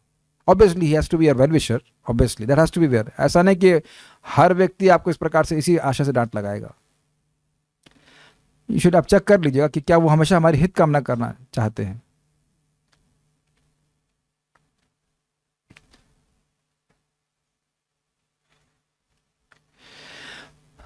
तो जब भगवान ने बोला मेरी ही शरण में आने से व्यक्ति माया से मुक्त होगा, उसका हमने क्या सीखा? नेक्स्ट स्टेप यहाँ पे क्या बोल रहे हैं गीता भूषण में? भक्तों की शरण में आकर ही मुक्त होगा। तो जो मामेवा, मेरी ही, मेरों की ही, भक्तों की संगति में आकर ही व्यक्ति माया से पार हो सकता है। भक्त इस माया को ऐसे पार कर जाते हैं जैसे कोई व्यक्ति बछड़े के खुर से बने गड्ढे में भरे पानी को बिना प्रयास के लांघ जाए। तो अगर भक्तों की शरण नहीं है, भगवान की शरण नहीं है, भगवान की शरण मतलब भक्तों की शरण, और भक्तों की शरण मतलब भगवान की शरण तो नहीं है, तो माया फैल जाती है समुद्र के बराबर। यस, माया है, माया विचित्र फैल जाएगी। अब आओ पार करो, बीच में शार्क भी होंगी बहुत सारी। लेकिन अगर भगवान की शरण लेता है, भक्तों की शरण लेता है, तो क्या हो जाता है? श्रिंक कर जाती है। छोटा बच्चा भी बछड़े के खुर में जो पानी भरा उसको पार कर जाता है। इसका क्या मतलब है? इसका मतलब है कि भाई कोई सामान्य व्यक्ति, बिल्कुल सामान्य व्यक्ति है, लेकिन भक्तों की शरण में आ गया, अर्थात श्रवण कीर्तन के प्रोसेस को स्वीकार किया, समझ में आ गया कि नाम जप करके, भगवान को भोग लगा करके, भगवान की प्रणाम करके पार हो जाऊंगा, तो पार हो जाएगा। ये बात बोली जा रही। उसको मालूम भी नहीं चलेगा कि वो माया के कब पार हो गया। ये आचार्य ने समझाया है। फिर से समझिए, समुद्र के किनारे कभी खड़े हों तो कभी सोचे कि तैर के पार कर जाएंगे? पार करने के बारे में सोच भी नहीं सकते। सुनाई पड़ रहा है? लेकिन कितना आप खुर को पार कर जाएं, बहुत सारे खुर होते हैं ना, खोर की तरह गड्ढा होता है, तो पूछ लीजिएगा कितने खूर में भरे हुए पानी को आप पार कर गए, तो कितने क्या उसको आप कुछ गिनते ही नहीं हो, याद ही नहीं रहता कि कब पार कर लिया। Is that okay? तो भक्तों की संगति में व्यक्ति आकर के भक्ति करता रहे तो उसको मालूम ही नहीं चलेगा कि कैसे वो माया से जुदा हो गया। क्या अब आप अपने आप को आप रोक रहे हैं? कोई सीरियल आने वाला है क्या 11:15 बजे कि भाई ये क्लास बंद हो और तुरंत सीरियल चालू करें? ये पता ही नहीं चला ना कि कब ऐसे विरक्ति हो गई। हाँ, नहीं तो आपको याद होगा संडे मंडे ट्यूसडे, आज ये सीरियल है, आज वो सीरियल है, वो सारे serial Krishna consciousness is serial killer. Serials के मार डालती, सीरियल को देखने की इच्छा ही खत्म हो जाती है। Serial killer, you are not interested in any serial, है ना? और ये पता भी नहीं चलता कि अनर्थ कहां चले गए, कब गए। मैं पूछ लूं आपने कब से आपने सीरियल नहीं देखा हो तो बड़ा कठिन हो जाएगा, नहीं? क्या सीरियल बोरिंग, वही सास बहू के खेल, बकवास। Is it not? दिखता है वो आंखों से जबरदस्ती का आंसू बहाती है नौटंकी करने, बकवास एकदम। इसीलिए मैं यूट्यूब पे अपना मोनेटाइज नहीं किया हूँ। पता लगा मैं गीता के बारे में बात कर रहा हूँ, इतने टाटा सॉल्ट सुनते हैं ना कि क्या करना भाई, क्या करना, सच बोरिंग, नहीं बहुत बोरिंग लगेगा। तो ये भक्त लोग एक क्षण के लिए भी सब चीज़ों को स्वीकार नहीं करते हैं। ये हमको बहुत अच्छी बात लग रही है कि भाई माया को कब पार कर जाएगा उसको पता ही नहीं चलेगा। जैसे शराब पीने वाला व्यक्ति थोड़ी थोड़ी शराब पीता है, ये प्रभुपाद जी का उदाहरण है, लेकिन उसको मालूम ही नहीं चलता कि कब वो इतना एडिक्ट बन गया कि शराब के बिना रह ही नहीं पाए। हम थ्योरी में बोल रहे हैं, हमने देखा है, ये सब हम नहीं किए लेकिन देखा जरूर है कि थोड़ा थोड़ा अरे आए थोड़ा और पियो, तो शुरुआत में कड़वा लगता है लेकिन बाद में इतना ज़्यादा उसमें आसक्त हो जाता है कि उसको छोड़ ही नहीं पाता, व्यसन बन जाता है। ये इस प्रकार से भक्ति हमारी कार्य करती है। माया को पार करने के बाद वे मुझको प्राप्त करते हैं जो उनका स्वामी है और उनके प्रति अत्यंत दयालु है और आनंद से परिपूर्ण है। कितना सुंदर बात बोल रहे हैं। देखिए, अगर कोई व्यक्ति अविद्या से निवृत्त हो गया तो माया से पार हुआ। जी हाँ, एक दृष्टि से हुआ कि भाई अब वह अपने को देह नहीं मान रहा है, लेकिन विद्या के प्रभाव में है, वह आत्मा के रूप में अपने को अनुभव कर रहा है, फिर भी वह भगवान की प्राप्ति नहीं कर पाया है। आपने सुना था, भागवत हम समझा रहे थे इस बात को। तो जो भगवान की भक्ति कर रहा है वो अविद्या विद्या सबसे पार होकर के भगवान की भी प्राप्ति करेगा। भक्त्या माम अभिजानाति। तो केवल जेल से बाहर नहीं निकल रहा की बात हो रही है, जेल से तो बाहर निकलेगा और पप्पा के घर में जाएगा और वहां खूब खाएगा और देखा पापा तो बड़े मजेदार हैं। Is that okay? हम सब लोग भगवान के पास जाएंगे, in case you don't know. बस लगे रही भक्ति में। मैं बार बार इस बात को समझा रहा हूं, श्रद्धा की ही कमी होगी तभी रुकेंगे। अगर श्रद्धा बड़ी रहेगी तो कोई दुनिया की ताकत नहीं है कि आपको जब से रोक दे। कोई दुनिया की ताकत नहीं है, ना कोई बाप ना माई ना कोई कुछ भी नहीं। अगर कोई हमें रोक रहा है तो वो हम स्वयं ही हैं, और वह इसलिए कि व्यक्ति की श्रद्धा की कमी है। Is it okay? और वो श्रद्धा कहाँ से मिलती है? बार बार मैं 500 करोड़ बार बोलूंगा कि भगवान का नाम जाप करने से और भगवत गीता को श्रवण करने से, भगवत गीता भागवतम को श्रवण करने से वह श्रद्धा बनी रहती कि नहीं, इस प्रोसेस के द्वारा मैं जरूर भगवान के पास पहुंचूंगा। सिंपल से एग्जाम्पल है, आप ट्रेन में बैठते हैं तो जो गंतव्य है वहां तक पहुंचने के लिए आपको आवश्यक है कि ट्रेन में बैठे रहें। बीच में कूद जाएंगे तो वहां नहीं पहुंचेंगे जहां पे पहुंचा सकती है ट्रेन। सिंपल सी बात है ना। ऐसा मत सोचिए कि ऐसा नहीं होता है। मैं जब ज्वाइन किया था इस्कॉन वृंदावन, उसी समय मैं साउंड का डिपार्टमेंट का इंचार्ज भी बना था। अच्छा हुआ, तो सीख लिया कैसे चलता है, भगवान अच्छा कराते हैं, बहुत अच्छे ट्रेनिंग मिल गई। तो उस वक्त मुझे नहीं पता था इसके बारे में, और एक मित्र मेरा एक और असिस्टेंट ब्रह्मचारी थे, तो अब वो फिल्म इंडस्ट्री में काम कर रहे हैं। अब का मतलब बहुत साल पहले ही छोड़ दिए। दुख होता है। वृंदावन में आए, सेवा किए, और अब चलो भाई तुम शादी करना चाहो कुछ भी करो, लेकिन भक्ति तो करो। तो जिस व्यक्ति का श्रवण में रुचि नहीं है उसको, उसकी श्रद्धा डाउन होगी ही, वह माला नहीं कर पाएगा और भगवान के पास नहीं पहुंच पाएगा। फिर वो भगवद गीता के श्लोक में आ जाएगा कि अयतः श्रद्धयोपेतो योगाचलित मानसः अप्राप्य योग संसिद्धिम काम गतिम कृष्ण गच्छति। थोड़ा प्रयास करके जो गिर गया उसको कौन सी गति प्राप्त होगी? यही प्रभुपाद जी कहते हैं कि मेरे 80% डिसाइपल्स स्वर्ग की प्राप्ति करेंगे। न क्यों करेंगे? प्रभुपाद जी यह नहीं कह रहे हैं कि 16 माला करने के बाद और 4 नियमों का पालन करते हुए व्यक्ति वैकुंठ की प्राप्ति नहीं करेगा, ये नहीं कह रहे हैं। प्रभुपाद जी का आशय यह है कि लोग करेंगे ही नहीं, और ऐसा होता है कि लोग नहीं करते। ऐसा होता है कि लोग नहीं करते हैं क्योंकि सुनना बंद, तो माला रहने से भी लगता है बहुत भारी है। जो लोग सुनते रहे वो करते रहेंगे तो हम पार हो जाएंगे। बिल्कुल सिंपल सी बात। मैं बार बार बोल रहा हूं, हरे कृष्णा इतना बोला और अनंत लाभ है, लेकिन हमको नहीं दिखता है। भगवान देखने भी नहीं देंगे। भगवान के पास अनंत शक्ति है और उनके पास यह भी शक्ति है कि अपनी शक्ति के प्रभाव को तुरंत नहीं दिखाएं। Does that make sense to devotees? 6.2.9-10 की टीका में चक्रवर्ती बात कहते हैं कि भगवान के नाम का स्वभाव ही है कि अपना प्रभाव दिखाता नहीं है इस जगत में, ताकि वो प्रभाव छुपा रहे। लेकिन जो निरपराधिक जप कर रहा है उसको भगवान का नाम वैकुंठ की प्राप्ति कराएगा ही। हम पूरा पढ़ा चुके हैं इसको, पूरा एकदम लाइन टू लाइन। लेकिन ये श्रद्धा तभी बनी रहेगी जब श्रीमद् भागवतम भगवद गीता पढ़ता रहेगा। या तो आपको सीधे भगवान दिखने लग जाए तो उसमें तो टाइम लगेगा ना। भक्त्याश्रित ग्रहीता, जीव को समझे कहते हैं कि जो भक्ति है वह भक्ति जो भगवान का दर्शन कराने में समर्थ हो, बहुत प्रबल भक्ति, ये बिना सुने नहीं प्राप्त होगी। इसलिए विशेष रूप से कह रहे हैं कि भक्त्याश्रित ग्रहीता, जो सुन करके ग्रहण कर जाए। क्या सुन के ग्रहण किया आपने? यद्यपि हमको अनुभव नहीं है, लेकिन सुन करके ग्रहण कर लिया कि कृष्ण भगवान है, ये सुन करके ग्रहण कर लिया कि नाम भगवान है, ये सुन करके ग्रहण कर लिया कि एक एक नाम के आगे करोड़ों करोड़ों यज्ञ भी कुछ नहीं है। हरे कृष्णा कृष्णा कृष्णा हरे हरे, हरे राम राम राम हरे हरे। कुछ भी हो, मेरा मन लगे या न लगे, मैं नाम उच्चारण करूंगा। ये सुन के ही आता है भाइयों, सुन के ही आता है, सुन के आता है, नहीं तो फिर हम गायब हो जाएंगे। ये सुन के ही आया कि भैया कुछ करते क्यों नहीं, कुछ करते मतलब कुछ पैसा क्यों नहीं कमाते, ये सुन के आया। अगर आप ये नहीं सुने होते तो आप पैसा भी नहीं कमा रहे होते। Agreed?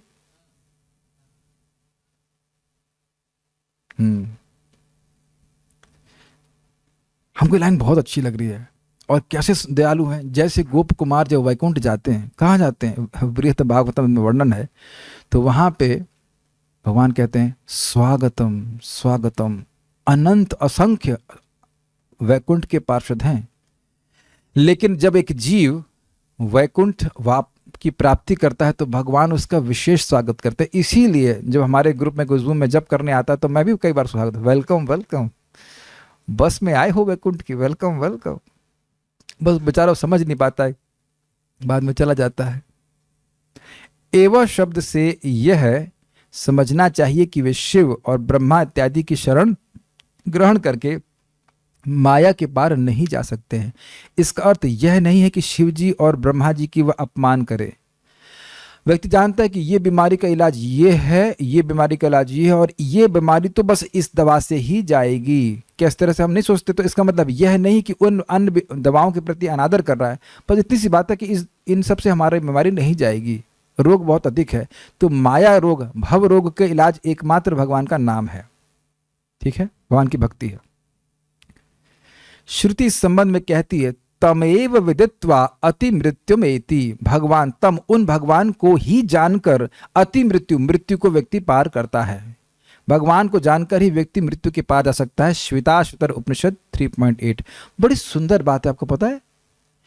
A preacher of Krishna consciousness is always beyond the clutches of death. ये पढ़ा था आप लोगों ने, नेटर ऑफ इंस्ट्रक्शन का तात्पर्य बहुत अच्छा, पहले श्लोक पे। अगर आप कृष्ण के बारे में बोल रहे हो, चाहे एक व्यक्ति को भी बोल रहे हैं, तुरंत ही आप मृत्यु से बाहर हैं।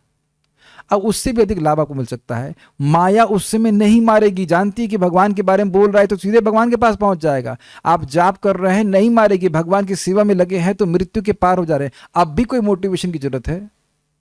अगर कोई दवा आपको मृत्यु से ही मुक्त कर दे तो आप उसमें भी सोचेंगे वो कैसी लगती है। अभी बस वो सुबह वही कठिनाई है कि देखिए, मेरी बात समझने का प्रयास करें। शास्त्रीय श्रद्धा मतलब अनुभव के आधार पर नहीं, जो शास्त्र में लिखा है वह सही है। जैसे जो जॉन्डिस का रोगी है उसका अनुभव है कि मिश्री कड़वी लग रही है, लेकिन मतलब साधु वैद्य सब लोग बोल रहे हैं, वैद्य लोग बोल रहे हैं भाई ये मीठी है, तुम्हारे रोग की वजह से कड़वी लग रही है। We have to be convinced of this, then only we can persevere, English में कहते हैं। तब तक हम निश्चय से भक्ति करते रहेंगे जब तक हमको रुचि नहीं प्राप्त हो जाएगी। देखिए हमारे एक टीचर थे नामनिष्ठ प्रभु, तो उन्हें मुझे कृष्णा बुक दी, कही पुस्तक बहुत अच्छी है। हाँ अच्छी है। शुरुआत में पढ़ता था, इसमें क्या बहुत अच्छा है ना, बहुत अच्छा इसमें क्या है। ये कई बार हमने सुना भाई भागवत वैष्णव को प्रिय है, तो मुझे लगता है इसमें बहुत प्रिय जैसा क्या है, अच्छा है, ऐसा बहुत प्रिय जैसा क्या है। टाइम हैज रिवील्ड, उसमें बहुत प्रिय वस्तु क्या है। मेरी बात आप समझ रहे हैं? आप अच्छा मैं कहूं कि भाई गीता अच्छी लग रही है, तो आप कहेंगे हाँ अच्छी लग रही है, तो नए व्यक्ति को कहेगा इसमें बहुत अच्छा क्या है, तो वो उसका अविद्या जनित चित्त है जो उसको पकड़ नहीं पा रहा। लेकिन धीरे धीरे व्यक्ति जब उसको स्वीकार करेगा, सुनता रहेगा, तो अब इसके अलावा अच्छा कोई ग्रंथ लगेगा ही नहीं। ओके,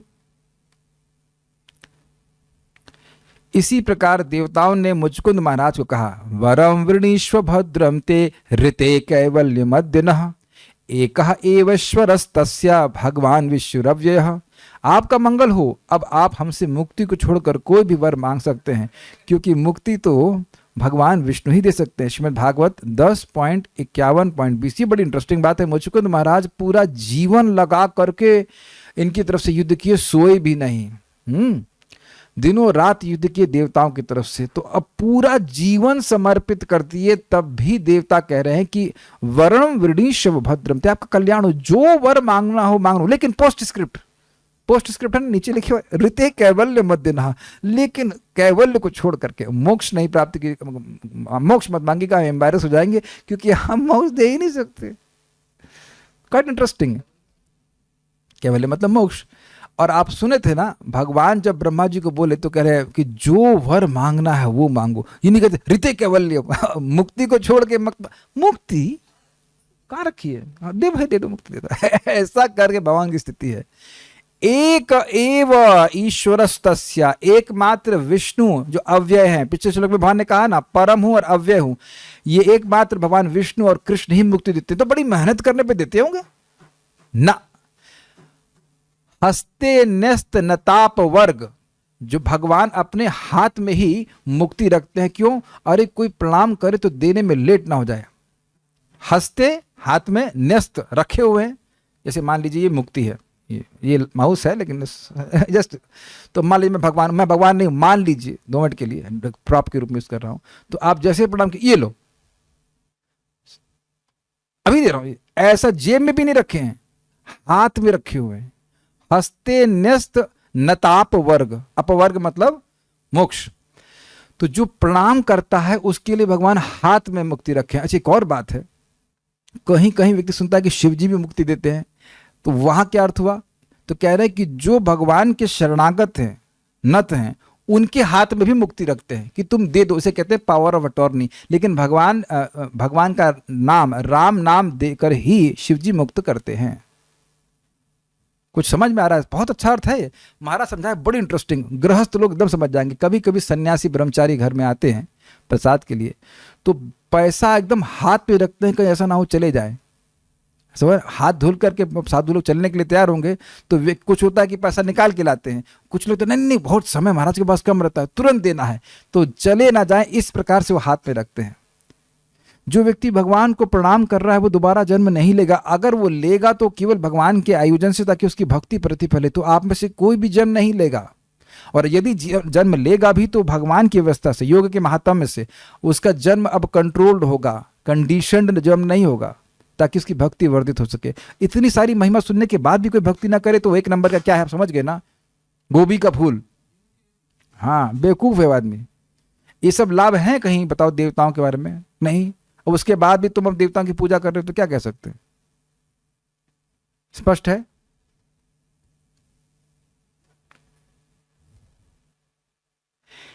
देखिए हम लोग तो ये सुन ही चुके हैं, इहा यस्य हरेर दास्ये कर्मणा मन सा गिरा निखिलासु अपि अवस्थासु जीवन मुक्त स उच्यते। अरे मरने के बाद मोक्ष मिलेगा वो तो आगे की बात है, जीते जी हम मुक्त हो जाते हैं जैसे भगवान की सेवा करते हैं, है ना? नहीं, सेवा करने की इच्छा करते हैं तभी मुक्त हो जाते हैं। Does that make sense? आपने इच्छा करी, चलो भाई गीता सुनते हैं, बस मुक्त, तो वहीं मुक्त हो जाए। तो जब चीज मिल ही गई तो उसके लिए प्रयास क्यों कर रहे हैं? चाहे मन से, चाहे वाणी से, चाहे शरीर से, जैसे ही इच्छा करी कि हम कृष्ण की सेवा करेंगे वहीं मुक्त हो जाएंगे। और वो मुक्ति पूरा जीवन सेवा करने के बाद भी देवता देने में असमर्थ हैं। कुछ अंतर नहीं देख रहे हैं? अंतर देख रहे हैं ना बहुत बड़ा। यहां आप सेवा की इच्छा कर रहे हो, भगवान दे दिए, मुक्त कर दिए आपको, और वहां पूरा जीवन दे दिए, फिर भी कह रहे ऋते कैवल्य मत देना, कैवल्य मत मांगिए। उसके तो स्वामी एकमात्र विष्णु है, कृष्ण है। तो कौन बुद्धू होगा जो भगवान की सेवा नहीं करेगा, उनको प्रणाम नहीं करेगा? उनको एक व्यक्ति कल आए, कहे कि किसी आचार्य की वह गीता सुन रहे थे, जो कि काफी प्रशांत हैं। तो अब वो बोले कि गीता ये चर्चा का विषय नहीं है, गीता ये बोल रही है कि संघर्ष करो। हमने कहा कहाँ बोल रहे हैं भगवान संघर्ष करो? भगवान ये कह रहे हैं कि तुम मुझसे दूर रहकर के संघर्ष कर रहे हो। ममे वांस जीवलोके जीवभूता सनातन मन षष्ठानि इंद्रियाणि प्रकृति स्थानी करती। मुझसे दूर रह करके ये भोग करने का जो प्रयास कर रहे हैं, इसलिए वो संघर्ष करो, कुछ बड़ा करो। हमने कुछ बड़ा नहीं करना है, भगवान की शरण लेने के लिए भगवान बोल रहे हैं। सारे धर्मों को छोड़ के मेरी शरण में आओ, ये बोल रहे हैं। संघर्ष करने के लिए कहाँ बोल रहे हैं? मछली को कहे तुम ये क्या पानी का आश्रय ले रही हो, तुम क्या कमजोर हो? अरे तुम अपनी सत्ता समझो, पानी में क्या जाओगी तुम? तो पानी में आकर के मछली का संघर्ष होता है कि मछली मजे करती है? मछली वजह करती है। संघर्ष तो उसका तभी शुरू होता है जब पानी से बाहर निकले। तो पानी से बाहर नहीं जाना है, मतलब भगवान की शरण में, भगवान की सेवा में लगे रहना है। संघर्ष करने के लिए बोला यही सबसे बड़ा काम है, भगवान की शरण में जाना ही सबसे बड़ा काम है। जैसे जेल में रोटी बांटने वाला इंचार्ज बन जाना कोई बड़ा काम नहीं है। अरे भैया क्या आपके भैया क्या कर रहे हैं? वो तिहाड़ जेल में वो रोटी के इंचार्ज बन गए। रोटी के इंचार्ज, हाँ ये काफी बड़ा पद मिल गया है। अरे जेल में कोई भी पद जेल में ही है ना। अब कोई कहे कि जेल के बाहर निकल गया तब, और न सिर्फ जेल के बाहर निकल गया है, भगवान की सेवा में भी भक्त लोग नियोजित हो जाते हैं। तो भक्त ही सबसे बड़ा कार्य कर रहे हैं। शिव जी घंटाकरण को कहते हैं मुक्ति प्रदाता सर्वेशाम विष्णुरेव न संशय। कोई शिव जी के उपासक हो तो करिए आप शिव जी की उपासना, लेकिन शिव जी क्या कह रहे हैं? मुक्ति प्रदान करने वाले एकमात्र विष्णु हैं, इसमें कोई संशय नहीं है। बिना संशय के यह जानो कि विष्णु ही सबको मुक्ति प्रदान करने वाले हैं। पद्म पुराण 6.253.176। अरे कोई भी घंटाकरण आप कैसे प्रश्न करना? घंटाकरण कौन है? मेरे बाप का नाम है। अरे क्या जानूं घंटाकरण कौन है? आप ये समझिए कि शिव जी ने घंटाकरण को ये बात कही, जो बात कही उस पर फोकस करो। हाँ कैसे प्रश्न करते हैं? गुस्सा आते नहीं फर्जी। घंटाकरण एक आदमी का नाम है, लिखा नहीं है शिव जी घंटाकरण को कहते। ठीक है, नहीं नो प्रॉब्लम, समझ गए पॉइंट, समझ गए भैया। देखो सीधी सीधी बात समझो, ना लेफ्ट ना राइट।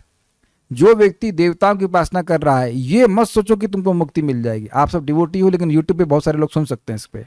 ये मत सोचना कि देवता तुमको मुक्ति देगा, देगा ही नहीं, दे ही नहीं सकता। ऐसा नहीं कि वो चाह लेगा तो दे देगा, नहीं, वो चाहेंगे तब भी नहीं दे पाएंगे। देवता कितने कृतज्ञ थे ना मुचुकुंद महाराज के लिए, फिर भी कहने हम दे ही नहीं पाएंगे। आप भी जगत में देखते हैं, कभी कभी कोई व्यक्ति सहायता मांगता है तो चाहने पे भी नहीं दे पाते हैं। एक पहले से मैं आश्रम के इंचार्ज थे, तो कई बार लोग आश्रम में रहने के लिए आते थे, तो किसी को पता नहीं होगा कि हमारी शादी हो गई है, तो बोले प्रभु जी हम आपके आश्रम ज्वाइन करना चाहते हैं। हमने कहा अब आश्रम हमने कहा हम चाहकर भी आपको नहीं रख सकते हैं भाई, हम गृहस्थ आश्रम में, अब ब्रह्मचारी आश्रम में नहीं है ना।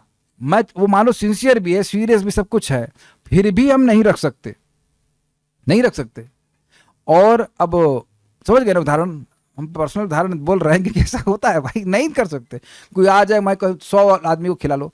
अब जो हम जब डिवोटी किचन के इंचार्ज थे तो ठीक है 100 आदमी खिला लेंगे, अब यहाँ तो 100 आदमी खिलाएंगे, 100 कैसे चाहें तो भी नहीं खिला पाएंगे। समझ रहे ना मेरी बात? तो उसी प्रकार से देवताओं का सामर्थ्य ही नहीं है मोक्ष देने का। तो आप इस जगत में कोई व्यक्ति सड़ना चाहता है तो जिसकी पूजा करना चाहे करता रहे और सड़ता रहे, लेकिन जो भगवान का भजन कर रहा है वह भगवान के पास ही पहुंचेगा। क्या था? मदयाज इमाम मदयांति, क्या है जो मेरी ना देवान देवव्रतान श्लोक बोल रहा हूं, यान्ति देवव्रता देवान पितृन यान्ति पितृव्रता भूतान यान्ति भूतेजा यान्ति मदयाजिनोपि माम। जो मेरी पूजा करते हैं वो मेरे ही पास आते हैं। इसमें कोई संशय नहीं करना चाहिए। सारा रोशनी को हम कल देखेंगे, काफी समय हो गया। कुछ प्रश्न हैं भक्तों की तो मैं देख लेता हूं।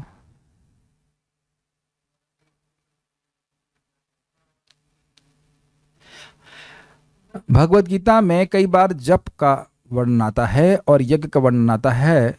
तो जप का मतलब तो पता है, यज्ञ का क्या मतलब है? क्या जप और यज्ञ एक ही होता है? देखिए, यज्ञ एक जनरल टर्म है।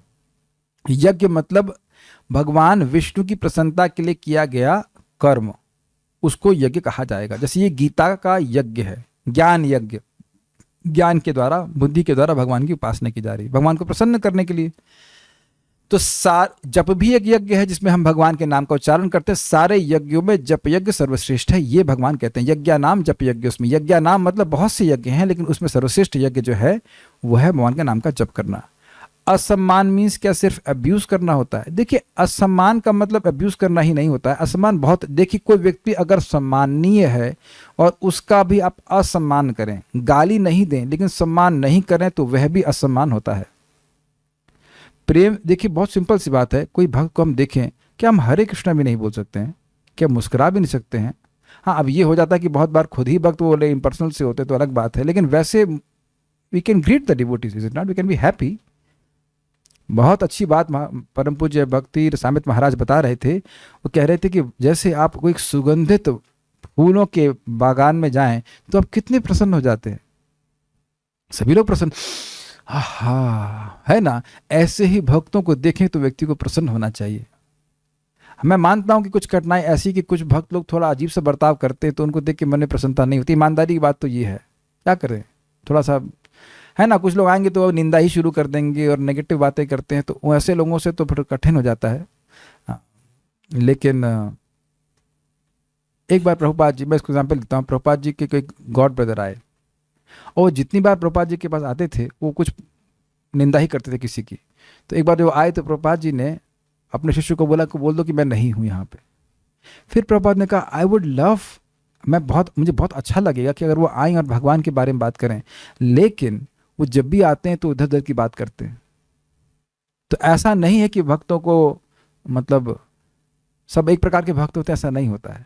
तो कोई व्यक्ति आकर के आपसे फालतू की बात कर रहा है, यद्यपि वो जब कर रहा है, उसको बस दूर से सम्मान कीजिए, इसे हमारे पास समय नहीं है।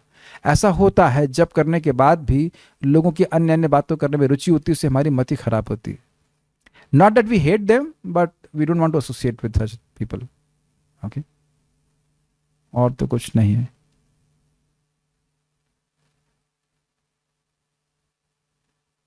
और कुछ नहीं है। जो भी हम पूजा, भक्ति, श्रद्धा के, श्राद्ध के टाइम पर करते हैं, ये क्या हमारे पितरों के पास जाती है? भाई भक्ति कर रहे हैं भगवान के लिए तो वो तो सभी के पास जाती है ना। और आपको कोई दिक्कत है उसमें? मान लीजिए आप पेड़ की जड़ में जल देते हैं, तो आप पूछने का ये पत्तों के पास भी जाती है? जब पेड़ की जड़ में आप जल दे रहे हैं तो पत्तों के पास जाएगी, तो भगवान श्री कृष्ण की पूजा पितरों के पास जाए तो क्या दिक्कत है? कुछ आपको दिक्कत है? ये सिंपल सी बात है। अब आप भोजन कहाँ देते हैं? पेट में देते हैं, तो कहते हैं कि अब आंखों में भी जाएगा, इसमें क्या क्लास देना है? आंखों में भी जाएगा, कान में भी जाएगा, आपको क्या टेंशन है?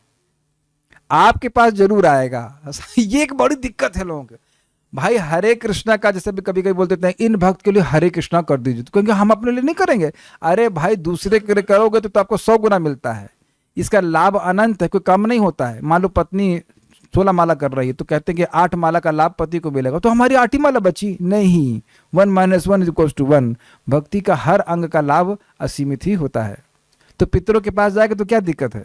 अरे ऐसा नहीं कि श्राद्ध कर रहे हैं तभी पितरों के पास जाएगा। जितने हमने सुन चुके हैं 3:13 जब हम पढ़ाए थे भगवान के प्रसाद की महिमा, जो व्यक्ति प्रसाद ग्रहण कर रहा है उसकी 100 पीढ़ियों का उद्धार हो जाएगा। तो उसमें कुछ पितर भी आ जाएंगे कि नहीं आ जाएंगे?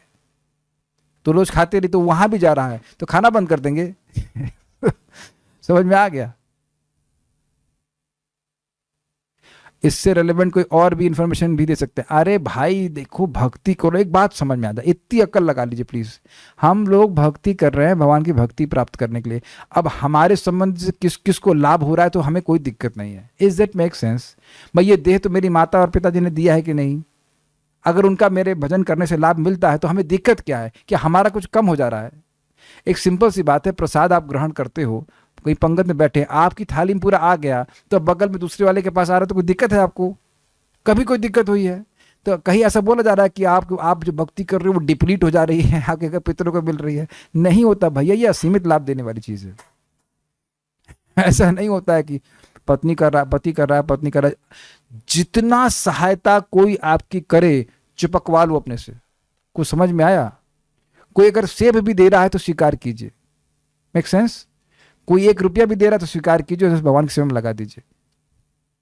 In any way if somebody helps you they will get benefit. ये मेरे शब्द नहीं है, वेदांत सूत्र में स्पष्ट लिखा है कि जो भक्त भगवान के पास जाता है उसके सारे पुण्य, सुनिए, उसके सारे पुण्य उसके समर्थकों को मिलते हैं और उसके सारे पाप उसके विरोधियों को मिलते हैं। ये मेरे शब्द नहीं है, वेदांत सूत्र में स्पष्ट लिखा है, स्पष्ट लिखा है। अब जो भगवान के पास जाएगा उसके पाप क्या बचेंगे, लेकिन मतलब जो भी है, it's just very simple, it's very very simple. हम लोगों को असीमित लाभ मिल रहा है। जो मुझे कोई गरीब व्यक्ति भी होता है ना हमारे ग्रुप में, कोई पर मैं कुछ देना चाहता हूँ, मैं स्वीकार करता हूँ क्योंकि उसका बहुत बड़ा लाभ होगा, हम भगवान की सेवा में लगा देंगे, सिंपल सी बात है। और आप लोगों को भी कोई कभी देता है, कुछ माँ दे रही है कि पिता दे रहा है, कुछ भी दे रहा है, उसे भगवान की सेवा में लगा दीजिए, सिंपल। उसको असीमित लाभ ही प्राप्त होगा। ये चीज़ ही सारी असीमित है, चाहे पितर हो चाहे श्राद्ध। जैसे अभी आप देखो कार्तिक में सबसे बड़ा श्राद्ध उत्सव तो कार्तिक है। आप दीप दान कर रहे हैं, वो सारे उधर पितर धड़ धड़ करके सब वैकुंठ जा रहे हैं, क्या दिक्कत है? आपको दिखे या ना दिखे, शास्त्र में वर्णित है। और क्या पूछ रहे हैं भाई? कोई दिक्कत नहीं है, बस बहुत सारे स्टेरियोटाइप्स हो जाते हैं जो क्लियर करने इंपॉर्टेंट है। कोई बात नहीं, प्रश्न क्या अच्छा है। श्राद्ध वाद करने की बजाय भगवान का नाम उच्चारण करें, भगवान की भक्ति करें, और हाँ, भगवान विष्णु को प्रसाद अर्पण करके पितरों को दें, अच्छी बात है, कोई दिक्कत नहीं। That's okay, that's absolutely okay. Let's stop here. Srimad Bhagavad Gita की जय, श्रील प्रभुपाद की जय, निताई गौर प्रेमानंदे। हरि बोल।